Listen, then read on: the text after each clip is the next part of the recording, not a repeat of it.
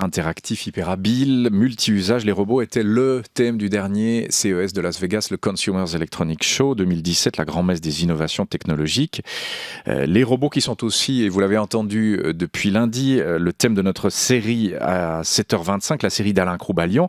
Ils font de plus en plus partie de notre quotidien, ces robots. Ils nous remplacent au travail, s'insèrent dans les hôpitaux, dans nos banques, dans nos cuisines. Mais quelle relation les hommes entretiennent-ils avec eux? Le plaisir pour en parler d'accueillir une spécialiste des enjeux cybernétiques, l'anthropologue Daniela Cercui. Bonjour madame, merci beaucoup d'être avec nous. Pour vous, les cyborgs n'ont plus de secrets ou presque. Et on va voir quels sont les enjeux. Peut-être commencer par une définition. Quand on pense robot depuis quelques décennies, et on est beaucoup influencé par le cinéma, par la TV, par nos lectures, on pense à une forme humanoïde, en tout cas qui a deux jambes, de petits yeux, etc. C'est pas forcément ça, un robot? Non, je pense en effet qu'il faut relativiser la définition que vous venez de donner, dans le sens où un robot, moi je dirais de manière très simple que c'est une machine extrêmement élaborée à laquelle l'humain a délégué une partie de compétences qui jusque-là étaient considérées comme spécifiques à l'humain. Un smartphone est un robot, donc si j'en crois la définition que vous donnez. Alors jusqu'à un certain point, oui, je veux dire un avion est un robot, un ordinateur est un robot. Je crois qu'il faut qu'on élargisse la vision qu'on a du robot et qu'on se rende compte que finalement, un certain nombre, vous évoquez la relation que nous avons avec le robot, c'est souvent une relation d'amour-haine finalement, et il y a toute une série de craintes qui sont de plus en plus soulevées par rapport aux robots qui remplaceraient l'humain. Je crois qu'il faut se rendre compte que les robots ont déjà remplacé l'humain dans toutes sortes de domaines, simplement qu'on n'en a pas pris toute la mesure. Oui, on parlait du smartphone. Au fond, il externalise notre mémoire et nos fonctions cognitives, puisque ce qui se trouvait avant dans notre cerveau se trouve dans le téléphone. Donc là, c'est ce que vous nous dites. Pour ça, un robot remplace déjà l'humain, c'est très clair. Tout à fait, je crois qu'on a... si on regarde l'histoire de la technologie, on se rend compte qu'on a d'abord extériorisé nos compétences physiques dans des machines avec l'ère industrielle, et puis après arrive l'ère post-industrielle dans laquelle effectivement on délègue à des machines des compétences qui ne sont plus des compétences physiques mais qui sont des compétences intellectuelles, et maintenant on parle même de compétences qui relèvent du sensible et de l'empathie. Oui, alors ça on y viendra, au robot empathique. Au fond ça a existé depuis le début de la révolution industrielle, et même depuis la nuit des temps, depuis le premier Silex qui était déjà un petit robot parce qu'il aidait l'humain de l'époque à découper la viande. Pourquoi est-ce qu'on a peur des robots aujourd'hui? Au fond, est-ce que cette peur a toujours existé par rapport au progrès technologique? Effectivement, à chaque nouvelle étape d'un gros développement technologique, on peut penser à l'électricité, on peut penser au train, c'est toutes des innovations technologiques qui se sont accompagnées de ce même univers, à la fois de gros espoirs qui sont placés dans ces technologies et de craintes pour un moins par rapport à l'humain et aux relations humaines. On voit avec le train, par exemple, qu'on a eu plutôt tort de s'inquiéter. Maintenant, en disant ça, je donnerais l'impression d'être optimiste, ce que je ne suis pas. Vous ne l'êtes pas? Pas particulièrement, non, parce que je pense qu'il y a une question de degré aussi qui maintenant est atteinte avec le robot. Finalement, on est en train de tout déléguer au robot à ce stade. On n'est plus seulement en train, quand j'évoquais, je disais tout à l'heure, la rationalité, puis maintenant on parle de choses de l'ordre du sensible. Finalement, on pourrait un peu, de manière un peu provocatrice, se demander ce qui va rester à l'humain. Oui. Est-ce qu'il y a encore quelque chose qui va pouvoir faire la spécificité de l'humain? C'est à vous de répondre à cette question, l'anthropologue. C'est vraiment la question qui est fondamentale. Dans quel domaine est-ce qu'il est favorable, le robot? Dans quel domaine est-ce qu'il peut être défavorable? Alors c'est vrai que je sais pas, il y a des robots qui vont déminer des champs, il y a des robots ménagers, il y a des robots tout à fait utiles, très pratiques, dont on ne se méfie pas puisqu'ils font le travail à notre place. Puis il y a les robots défavorables qui vont peu à peu prendre notre place. Comment mettre la limite? Où est-ce qu'on la met et qui la met? Ça fait 3 questions en une, mais c'est vraiment ça dont il s'agit. Est-ce que vous pouvez répondre à ça? Où est la limite là? Alors, on a un gros problème de limite dans notre société, dans le sens où toute limite qui essaye d'être posée au développement technologique arrive toujours un peu, j'ai envie de dire, comme la grêle après la vendange, parce qu'on est dans un univers dans lequel on a un imaginaire du sans limite. On n'a plus, contrairement à d'autres sociétés, des limites qui sont des limites philosophiques ou des limites religieuses. Les seules limites qui sont généralement acceptées comme des limites, c'est les limites technologiques, qui par définition sont appelées à être repoussées. Là, c'est un système de croyance en tant que tel qui pose la technologie en son centre comme une valeur prédominante. Donc la question des limites, c'est vrai qu'elle se pose en général avec les comités d'éthique ou avec les législations. On a ça par exemple pour la médecine, hein, les procréations assistées, toutes ces choses-là, etc. Là, la médecine a des comités d'éthique, on met des barrières, on vote parfois sur la question. Pour la technologie, c'est pas le cas, parce qu'évidemment, c'est beaucoup plus difficile. Non, je pense que le débat est tout à fait le même.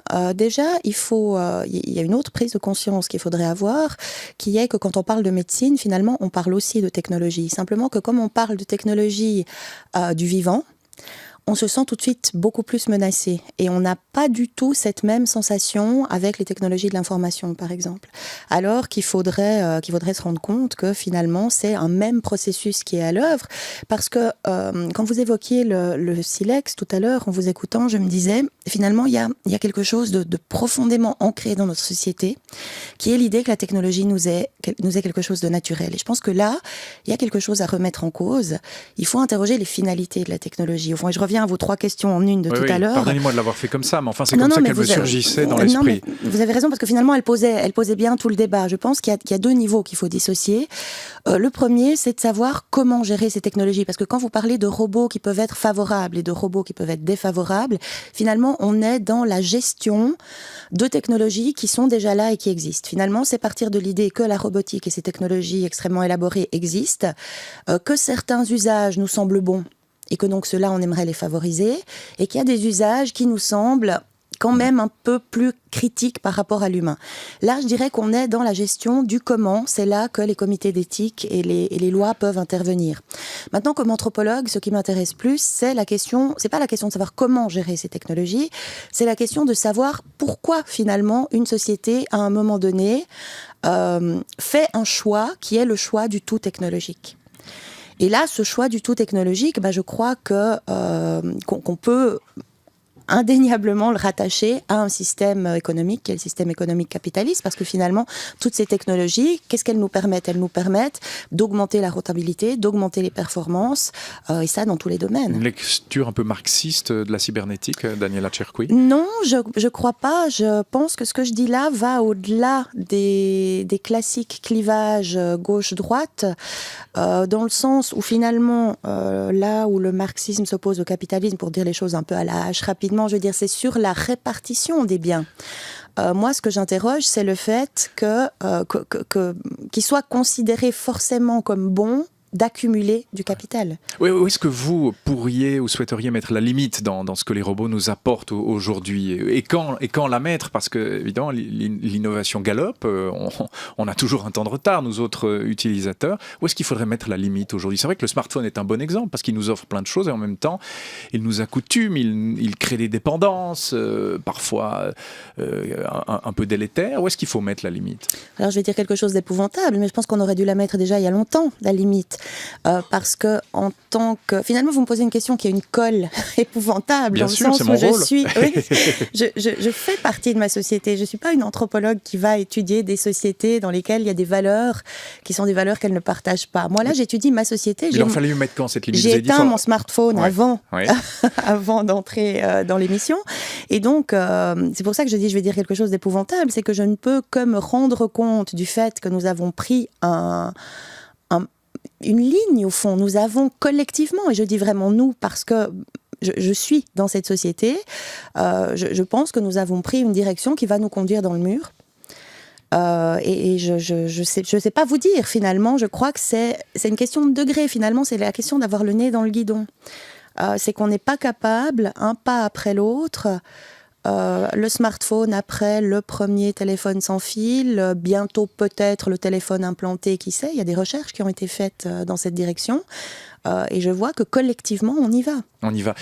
On n'a plus le choix. Alors, à part vous, qui pour mettre en garde contre ce mur qui nous saute à la figure, il faudrait un comité d'éthique mondial. Qui peut prendre des mesures, décider que là, on va trop loin, décider que non, ce produit ne peut pas être commercialisé. Est-ce que ce sera possible un jour, ou est-ce que, comme vous le dites, on n'y pourra rien et on devra s'y faire?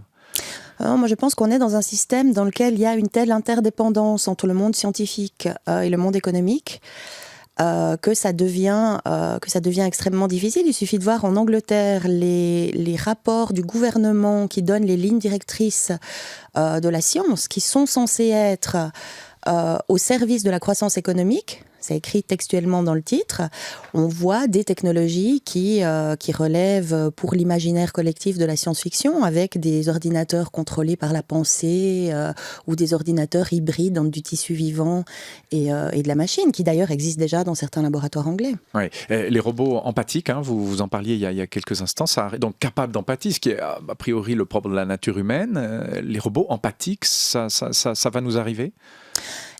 Là non plus, je ne sais pas. Je dirais que si on en croit l'imaginaire... Parce que l'intelligence artificielle, c'est ça au fond, c'est la capacité d'adaptation et de comprendre son environnement et donc oui et non, je dirais, d'apprendre. Quand on parle d'intelligence et de rationalité, on se réfère quand même plutôt en général au traitement de l'information. Et là, clairement, la machine nous est déjà supérieure. Maintenant, quand on parle d'empathie, là aussi, je pense qu'il faut dissocier deux niveaux de réflexion. Le premier, c'est que si on suit la logique de certains roboticiens qui pratiquent une robotique bio-inspirée et qui partent de l'idée que finalement, tout n'est que question d'auto-organisation et que de la même manière que l'intelligence et tout ce qui relève du sensible est un phénomène auto-émergent chez l'humain, de la même manière, ça pourrait arriver chez les robots. Ces roboticiens-là vous diront oui, ça va arriver. Maintenant, comme anthropologue, moi j'ai pas de réponse à cette question-là. Par contre, ce qui m'interpelle, c'est que nous en arrivions à imaginer des machines qui puissent nous ressembler à ce point-là, parce que finalement, le robot, c'est le miroir de l'humain. Et très paradoxalement, il y a en même temps une volonté démiurgique et une fierté de l'humain de créer ces machines à son image. Et en même temps, le résultat, c'est qu'on finit par se sentir inférieur à elles. Et là, je pense qu'il y a quelque chose qu'il faudrait interroger fondamentalement. Vous n'avez pas envie de vous réfugier dans une grotte parfois ? Non, parce que finalement, c'est pour ça que je disais, je suis bien intégrée dans ma société. C'est ça que je trouve inquiétant, c'est que personne n'a envie de revenir à une vie qu'on qualifiait de moins confortable. Oui, c'est tout le paradoxe qu'on soulève. Et on n'a pas les réponses, mais c'est déjà important de soulever les questions. Quelques-unes qui nous viennent de la presse aussi, Daniela Cercui. Et si, on va commencer par ça, Esther Coco, et si les algorithmes servaient aussi et avant tout à combler notre solitude, question posée par la NZZ. 24 heures par jour, les assistants vocaux des applications comme Siri sont à pied d'œuvre sur nos smartphones. Ils prennent nos rendez-vous, donnent des informations sur la météo, nous réservent une table au restaurant. Pourtant, beaucoup d'utilisateurs restent indifférents à cela. Ce qu'ils veulent avant tout, c'est pouvoir parler à quelqu'un, même si c'est une machine. Les algorithmes de reconnaissance vocale permettraient avant tout à leurs utilisateurs de dompter leur solitude. Le phénomène est résumé dans le titre de l'article de la NZZ. « Mon meilleur ami est un algorithme ». Voilà, question pour une anthropologue très intéressante. Les robots qui comblent, enfin les algorithmes qui sont une forme de robotisation de la vie, qui comblent les solitudes. Qu'en dites-vous, Daniela Cercui ? Très inquiétant qu'une société en arrive, et on le voit non seulement avec les algorithmes, mais on le voit avec les robots dans les établissements pour personnes âgées, par exemple. Je trouve très inquiétant qu'une société en arrive à pratiquer l'interchangeabilité entre l'humain et la machine au point de proposer comme relation sociale à des humains une machine. Oui, ça peut être vertueux aussi, on le disait dans les établissements médico-sociaux, il y a déjà des petits robots qui agissent, c'est très bon, non, pour les personnes résidentes à la place d'autres gens, non ? S'il y a encore un humain derrière. Mais je pense que si on enlève les petits robots, je me fais un peu polémique, et qu'on met des gens à la place et qu'on refait la même enquête, on dira aussi que c'est très bien pour les personnes âgées d'être entourées de personnes. Oui, c'est vrai que la limite est difficile. Donc il y a un choix de société là derrière. C'est quoi la finalité? Bon, là aussi, question difficile pour une anthropologue. Vous n'êtes pas futurologue, parce qu'on parle aussi de transhumanisme, dogme augmenté. Au fond, les lunettes de vue sont déjà une augmentation de l'homme. Si on revient au silex, on peut parler des lunettes aussi, c'est aussi une augmentation. Et c'est quoi la finalité de tout ce qu'on est en train de faire? On aura un dogme augmenté avec un robot à côté, puis qui dirigera qui?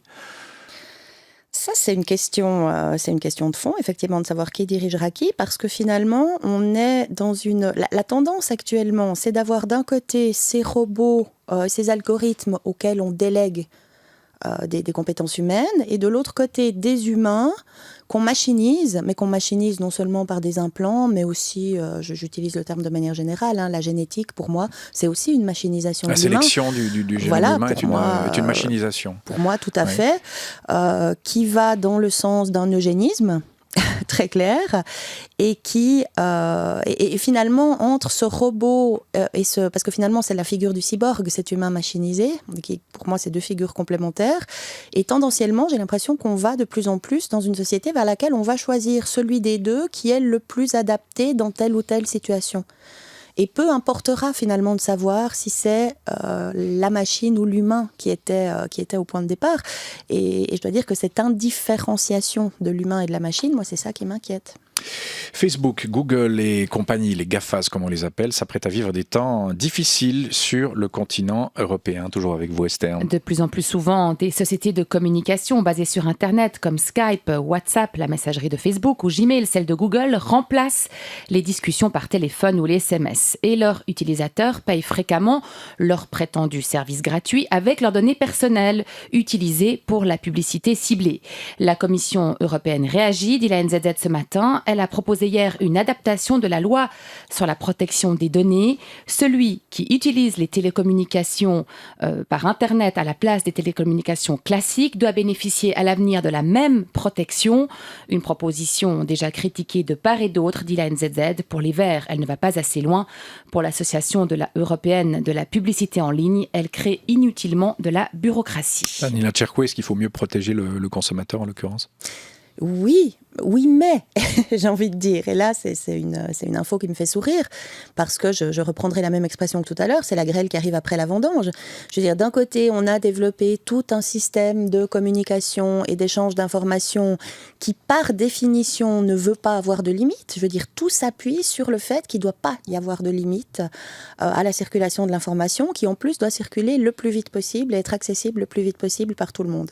Dès le moment où on parle de mettre des limites, il y a une contradiction dans les termes. Donc j'espère qu'on va finir par se rendre compte du fait que ça ne peut pas marcher. Je veux dire, on peut mettre toutes les limites qu'on veut, on peut discuter tout ce qu'on veut. Je veux dire, ce système, on l'a mis en place et il va continuer à fonctionner de cette manière-là.